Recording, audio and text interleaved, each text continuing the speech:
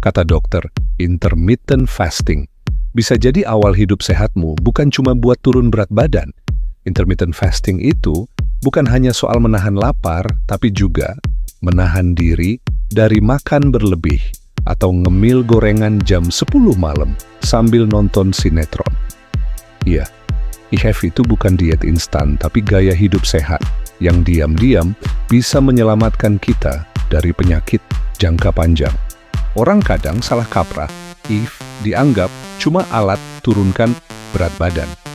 Padahal menurut studi dari Johns Hopkins Medicine, intermittent fasting membantu menurunkan risiko diabetes, mengurangi peradangan, menyehatkan otak dan jantung, memperbaiki metabolisme tubuh. Jadi bukan cuma soal angka di timbangan, ini soal kesehatan jangka panjang. Dan jujur saja, soal bisa naik tangga tanpa ngos-ngosan.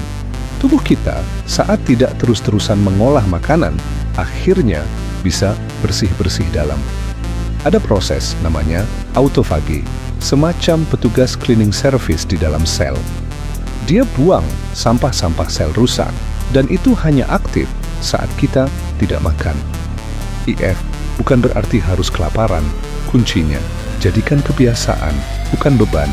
Mulai dengan pola ringan 12 atau 14 seluruh. Sesuaikan dengan jam kerja dan rutinitas. Jangan sampai IF, tapi kerja malah ambyar. Dan saat makan, makanlah yang benar. Gizi seimbang, cukup protein, banyak sayur. Jangan IF, tapi berbuka pakai gorengan 5 biji. Lalu makan mie instan pakai nasi. Itu bukan puasa, itu namanya mukbang Tan Boy Kun.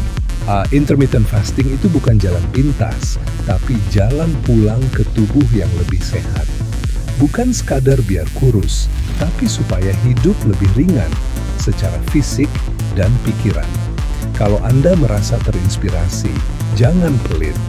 Klik subscribe, kasih komentar, dan share ke teman yang masih takut puasa karena katanya nggak kuat. Karena sehat itu bukan tentang siapa yang paling cepat, tapi siapa yang paling konsisten. Sampai jumpa di video berikutnya. Semangat hidup sehat